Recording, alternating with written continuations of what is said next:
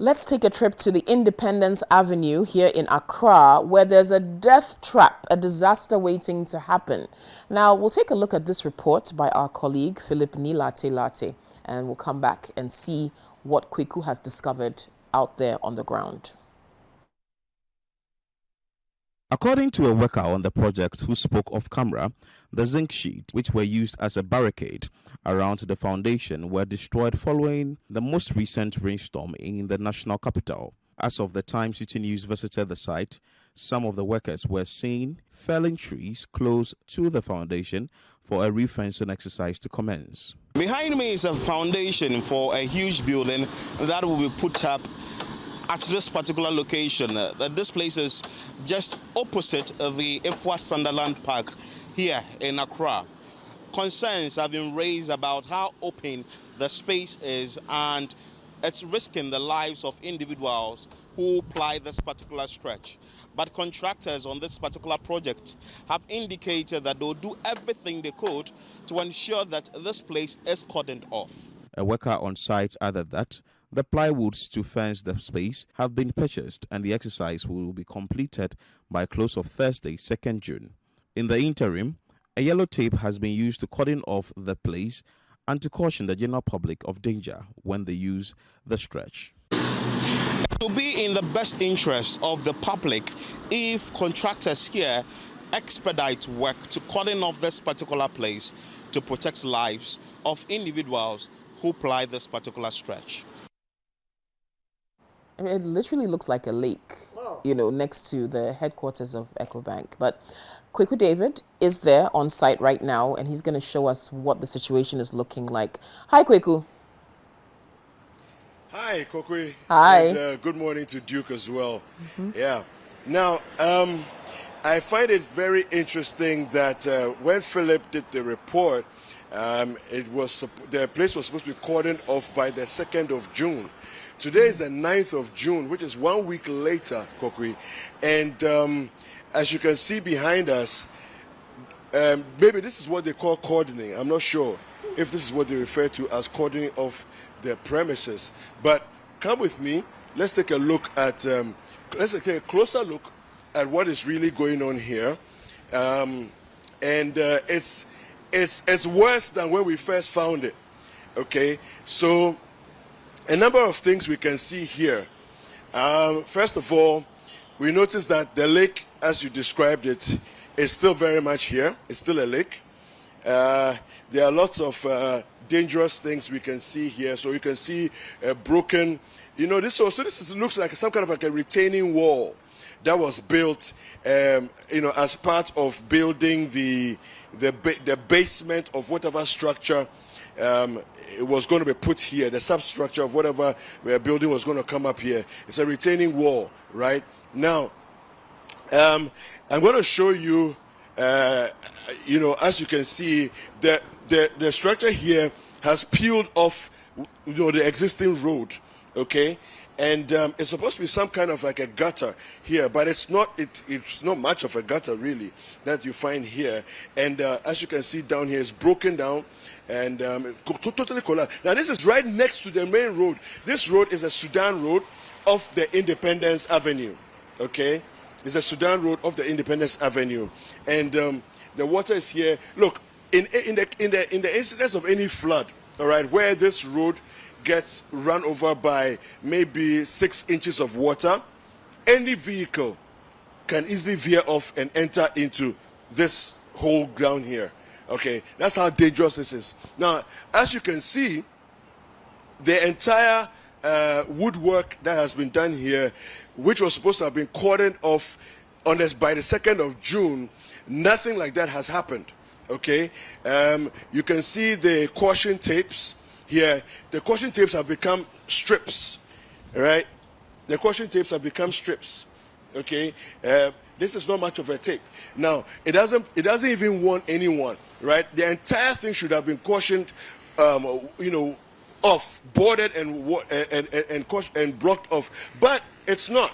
So you can see, exposed. The people who are working here said that by 2nd of June, they would have they said they bought the plywood already, and the entire place would have been boarded up. But as you can see, there's no boarding. There's no what they call hoarding.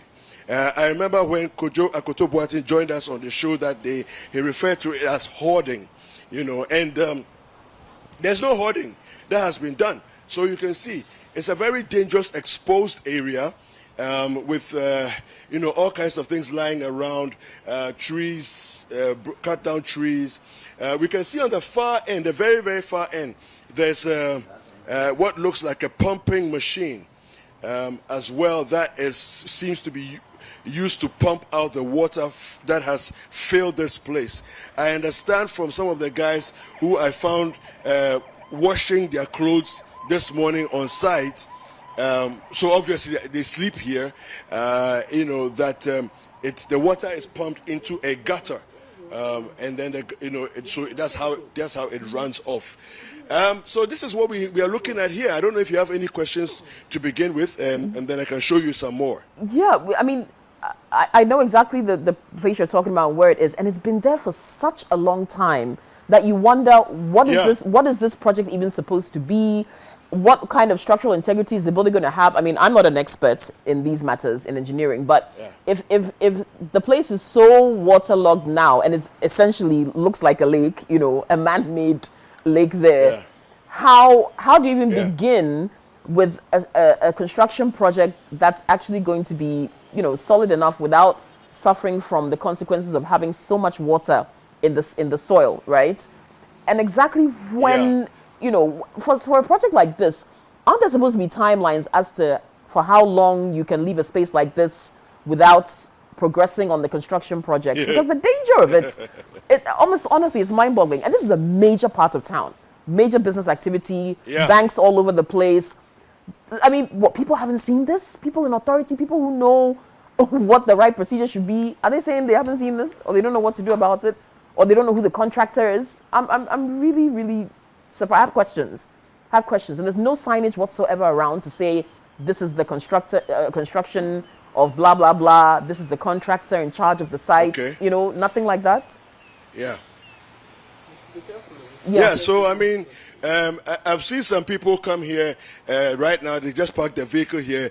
I'll find out if I don't know if they've just parked their vehicle because they're coming to do work here, or they are just stopping for a bit because it's a bus stop.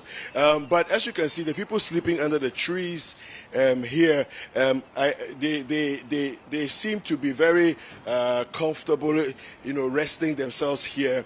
I presume the first gentleman you can see there on the bench, I spoke to earlier on this morning. He mentioned that they were actually workers on the site, and so they live here. They actually live here. So the entire time this place, the woodwork that you can see, the pylons that have been stuck in the ground, they are the ones who are working on that. And they are supposed to be, this is part of the project to hoard up the place. But as you can see, not much hoarding has happened since Philip did the last report.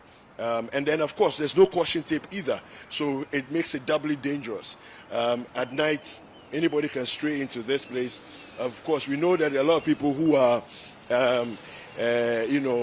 we have a lot of people who have challenges, mental challenges, walking our streets. Anybody can easily fall into this pit, just stray off the road and fall into this pit. So it's a terrible situation that we see here. I'm not sure if any of the authorities that are responsible for this jurisdiction are watching this, but this is critical. You cannot leave this place like this, not in the heart of the city, not on Independence Avenue. That's not the thing. in the hub of the financial hub of the city. Yes. This is right in the financial hub of the city. Right there. It's actually quite serious. You can see GT Bank there. Republic Bank is right here. The Shippers House, Ecobank. We are right in the heart. It's probably one of the most expensive enclaves, in town. So it exactly really, really is mind-boggling to think that this would be left in this condition for so long. And again, the question is, who is the contractor? What is this project supposed to be?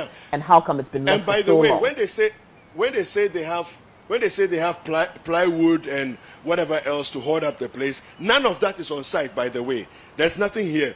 What they have is 2x4s and 2x6s that are lying around, but they don't even look like enough to get any work done.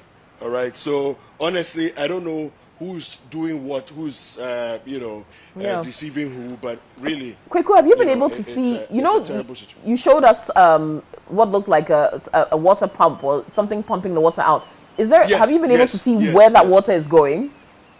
If any, I mean, well, they will be pumping the water to go and sell feeding. To people. Oh, Accra.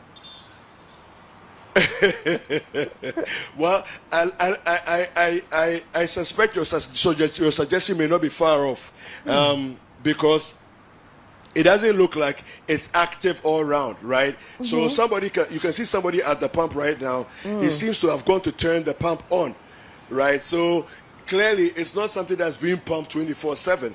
Otherwise, maybe this place would have been dry by now, And every rain that falls, the water fills up even more. Yeah. So it's not a good situation, honestly.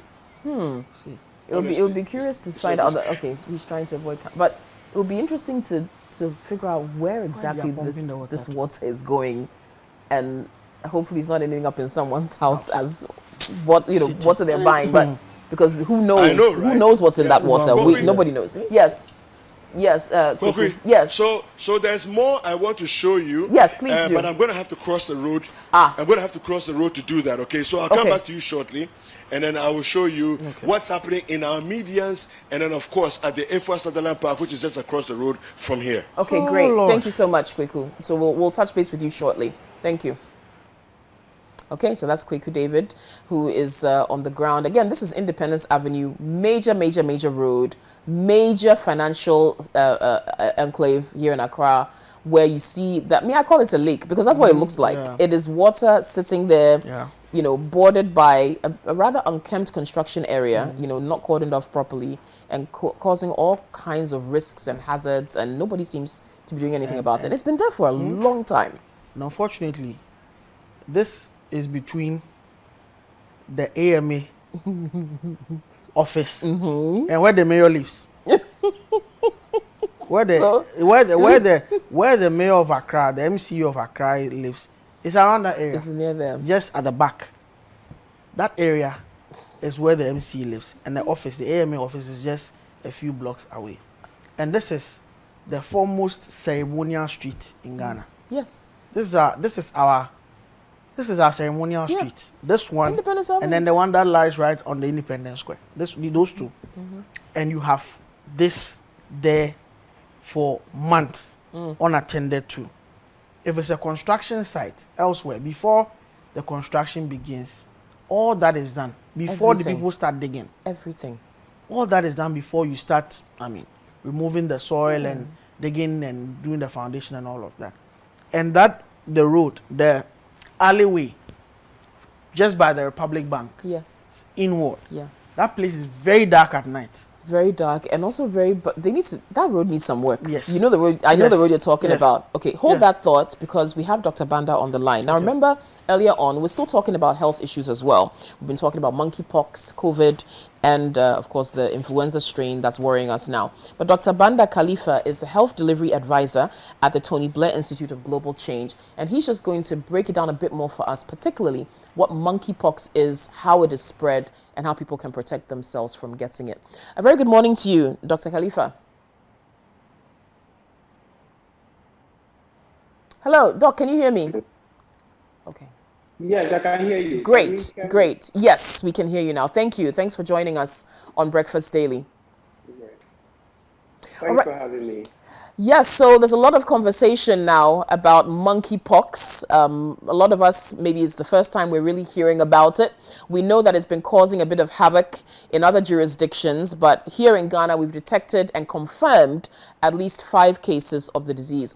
What can you tell us about how it is contracted and what people can do to protect themselves from getting monkeypox? Yeah, so good morning once again, and to you and to your listeners. So I think that the detection of monkeypox in Ghana indicates how robust our surveillance system is. Monkeypox is another viral infection, which usually are found in animals or rodents, like rats, squirrels, and non-human primates like monkeys.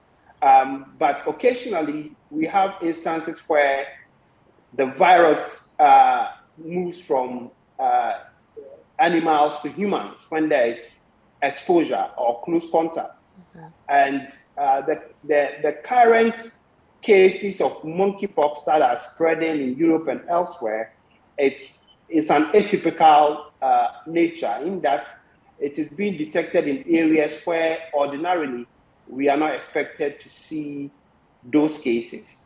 So that is why I think the global community is taking the necessary steps to ensure that we don't have a situation where almost every country in the world is recording cases and we are having another pandemic in our hands when we are already dealing with one. Right. How concerned should we be? I mean, here in Ghana, 5 cases detected. From what we understand, yes, it does cause some skin lesions and rashes and things of that nature. But is it the kind of thing where people should be worried about close contact with each other? Is there a human-to-human spread we should be concerned about? Or is it pretty rare and pretty unexpected that this could turn into something that gets out of hand? Yes, so I think that the transmission of monkeypox as it's being investigated is by very close contact. So the initial cases that were recorded in the UK were predominantly among a certain demographic that we usually refer to as men who have sex with men. But any other person who comes into a very close contact with an infected person is capable of getting the infection. Okay. So human-to-human transmission is real, and the most significant risk factor is you coming in close proximity with someone with an infection. Okay, Dr. Banda, thank you for that information. We'll have to just end it here. We know you're extremely busy.